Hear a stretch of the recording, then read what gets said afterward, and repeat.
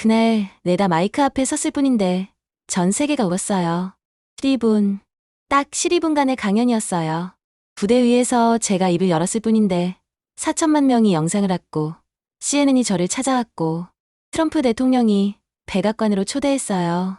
저는 7개의 이름을 가진 소녀입니다. 그 한마디로 시작된 이야기가 44개국에서 책으로 출간됐고 할리우드에서 영화 제작 제안이 쏟아졌죠. 전 그냥 제 이야기를 들려줬을 뿐인데요.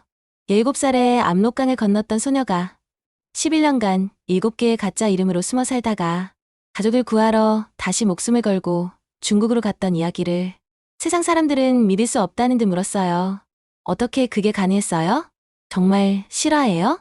가족들은 어떻게 구해냈어요? 그리고 그 순간 난 알았죠. 이 작은 이야기가 세상을 바꿀 수 있다는 걸. 대체 무슨 일이 있었던 걸까요? 어떻게 한 소녀의 12분 강연이 전 세계를 움직였을까요? 들어보실래요? 본론에 앞서 구독과 좋아요는 유튜브 소통 문화의 청량제입니다. 저는 1980년 양강도 해산에서 태어났습니다.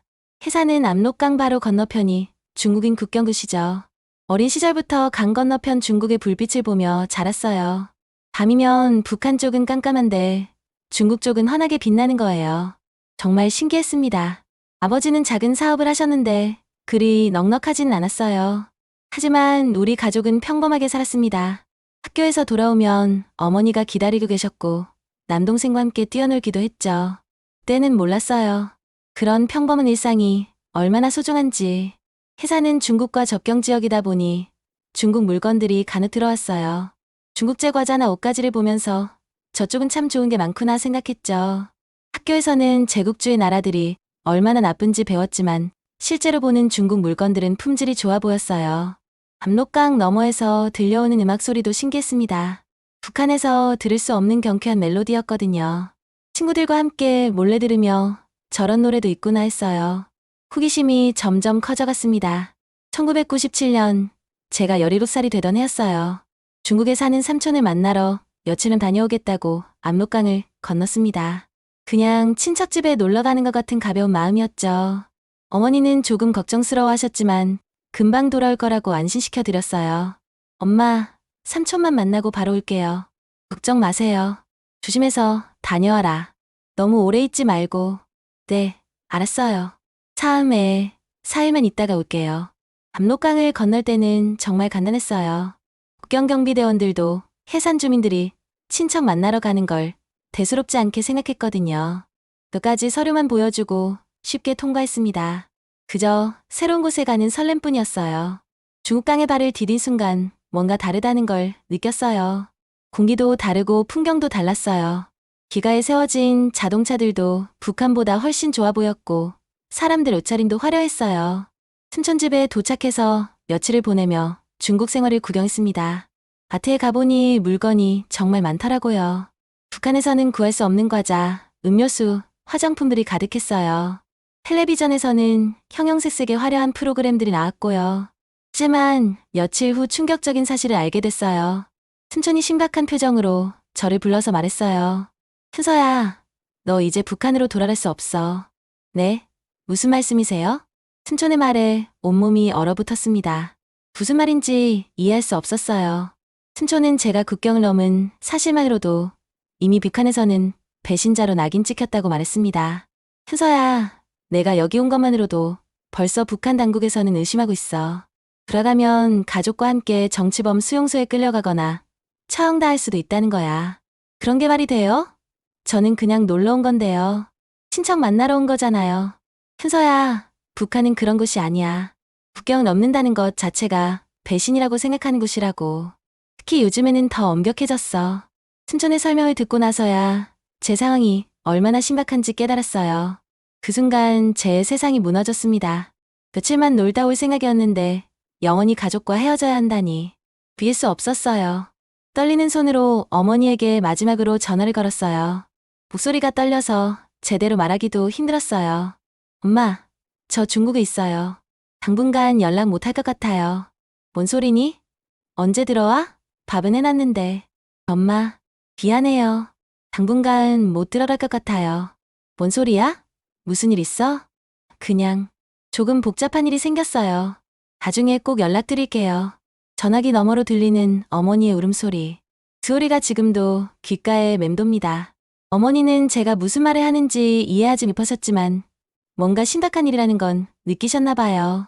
현서야, 무슨 일이든 조심해라. 엄마가 기다리고 있을게.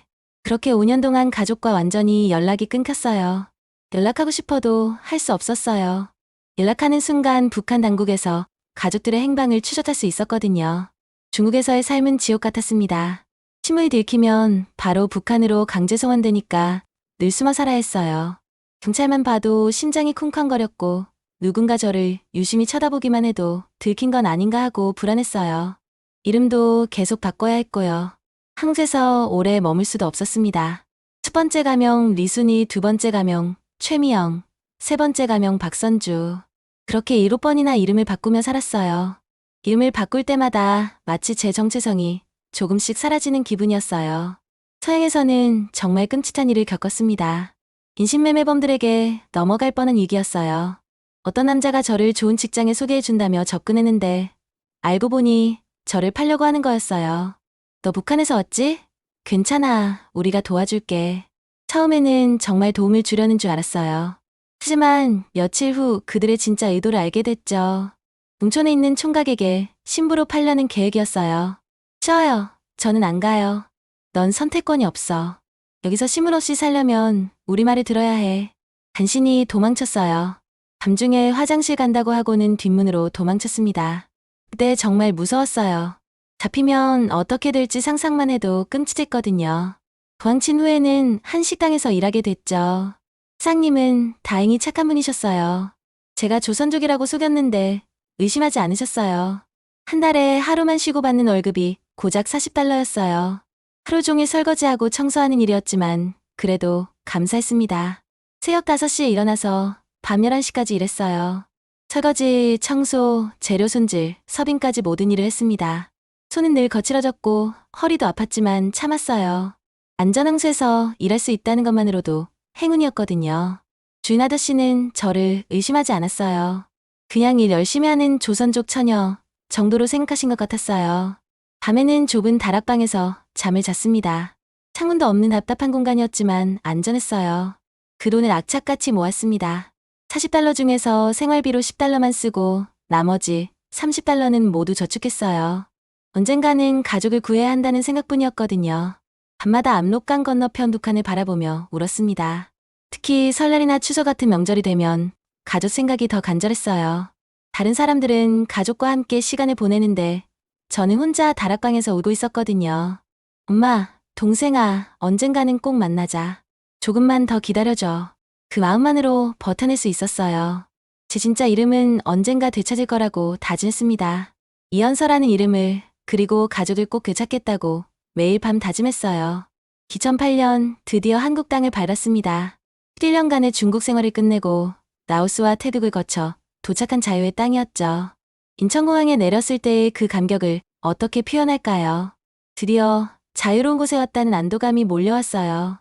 하원에서 적응 교육을 받으며 새로운 이름 이현서를 갖게 됐어요. 정말 오랜만에 제 진짜 이름을 쓸 수 있게 된 거죠. 마침내 제 진짜 이름을 되찾은 기분이었습니다. 더 이상 가짜 이름으로 숨어 살지 않아도 되는 거예요. 하원에서 만난 다른 탈북자들과 이야기를 나누며 서로 위로받았어요. 모두 비슷한 아픔을 겪고 온 사람들이었거든요. 어떤 분은 가족과 함께 탈북했고 어떤 분은 저처럼 혼자 왔죠. 각자의 사연이 다 달랐지만 자유를 찾아온 마음은 같았습니다. 이제 진짜 새로운 삶이 시작되는 거네요. 맞아요. 우리 이제 자유인이에요. 하지만 자유가 주는 기쁨도 잠시였어요. 매일 밤 북한에 남겨진 가족 생각에 잠을 이룰 수 없었습니다. 제가 탈북한 후 어머니와 남동생이 산골 마을로 끌려갔다는 소식을 들었거든요. 희한해서 더 외진 곳으로 추방당한 거죠. 브로커를 통해 들려오는 소식은 충격적이었어요.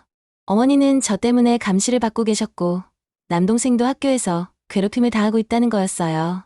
제 잘못 때문에 가족이 고생하고 있다는 죄책감에 미칠 것 같았어요. 내가 왜 혼자만 도망쳤을까? 가족을 두고 와서는 밤마다 이런 생각에 시달렸습니다. 자유를 얻었지만 진정한 행복은 느낄 수 없었어요.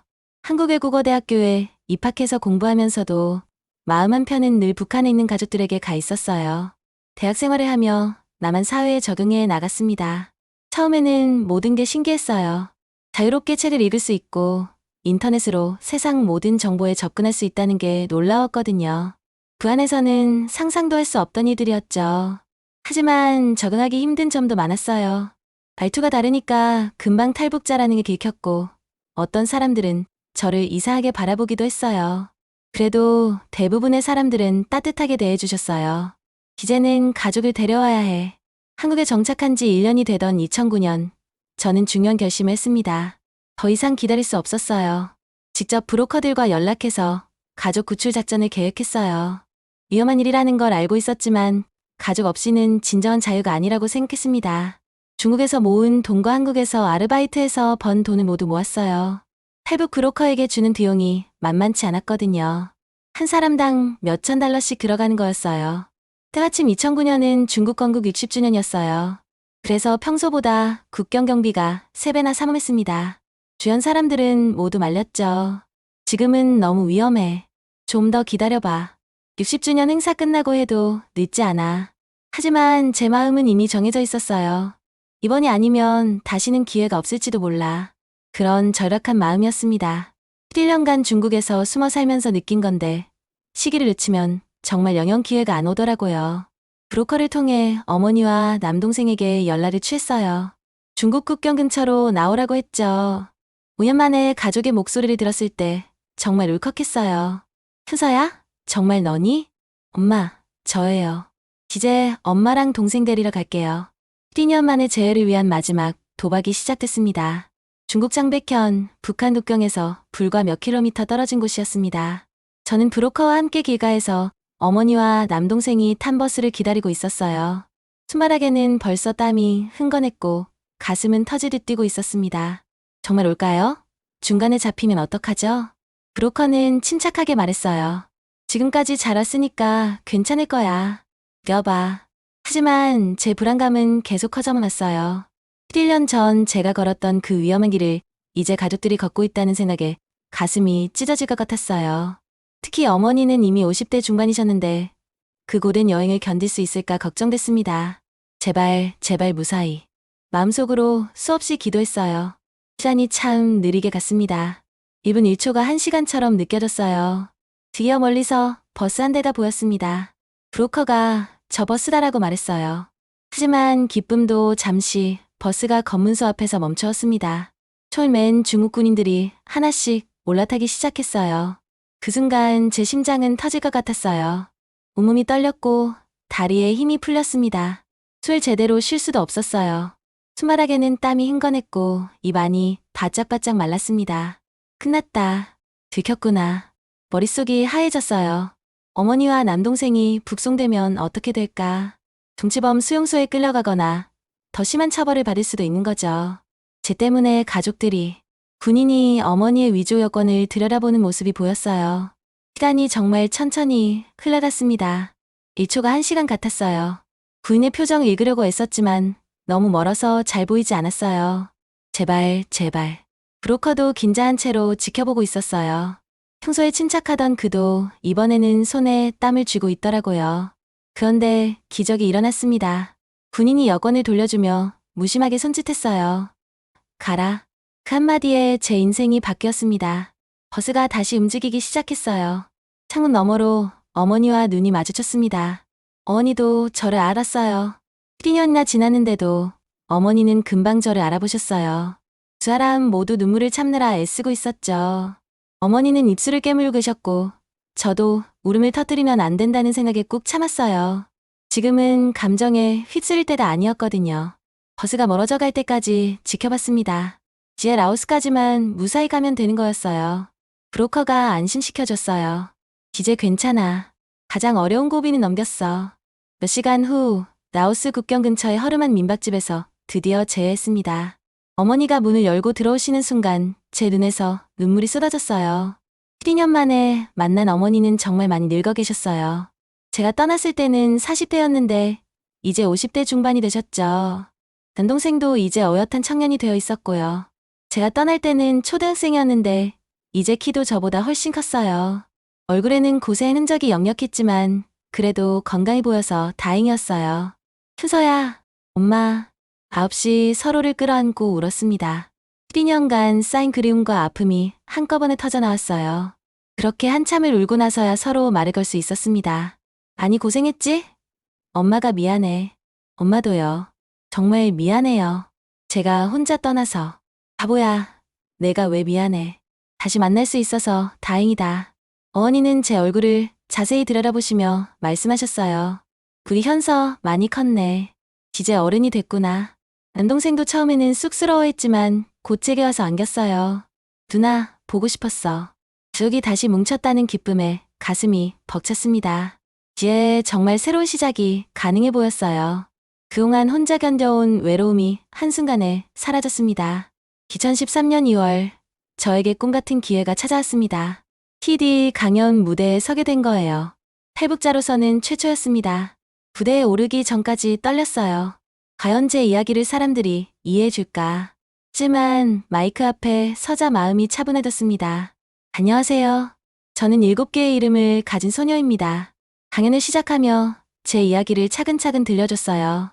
북한에서의 어린 시절, 17살에 압록강을 건넌 일, 중국에서의 고된 11년, 그리고 가족과의 재회까지 12분간의 짧은 시간이었지만 제 인생 전체를 담았습니다.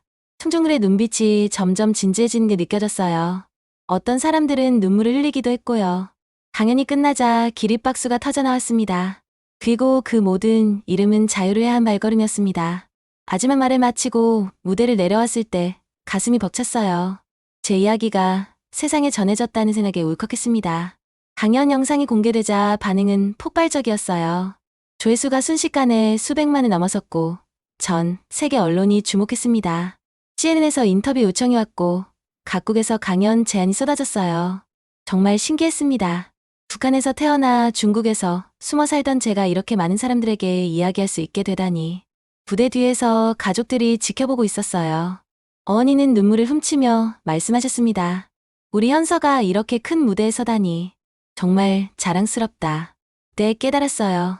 제가 겪은 모든 고통과 시련이 헛되지 않았다는 걸.